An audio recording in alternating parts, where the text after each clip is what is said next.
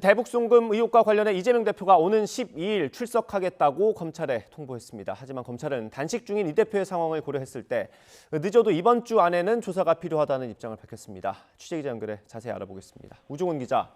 네, 사회부입니다. 네, 그러면 소환 조사가 될 수 있는 겁니까? 아니면 못하는 겁니까? 네, 수원지방검찰청은 오늘 이재명 대표 측이 다음 주인 오는 12일 출석하겠다는 통보를 해왔다고 밝혔습니다. 이 대표 측의 다음 주 출석 통보 사실을 알리면서 검찰은 늦어도 이번 주인 내일에서 9일 사이 출석을 요구했다고 덧붙였습니다. 이 대표 측 다음 주 출석 통보에 대해 검찰은 사실상 불가 입장으로 선을 그은 것으로 보입니다. 양측이 조사를 희망하는 시기가 다른 셈인데 검찰은 오늘로 단식 일주일째라 이 대표 건강을 고려하면 다음 주는 조사에 지장이 있을 수밖에 없다는 입장입니다.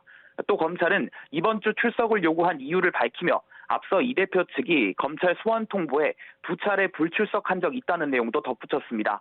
만약 이 대표가 이번 주 출석하라는 검찰 요구에 응하지 않으면 3차례 불출석하는 셈이 되는데요.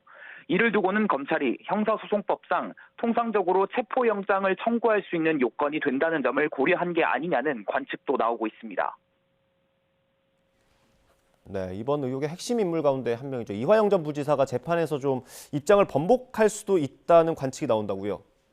네, 그렇습니다. 이화영 전 부지사는 쌍방울 대북 송금에 대해 당시 지사였던 이 대표가 알고 있었는지를 두고 입장을 재번복해오고 있는데요.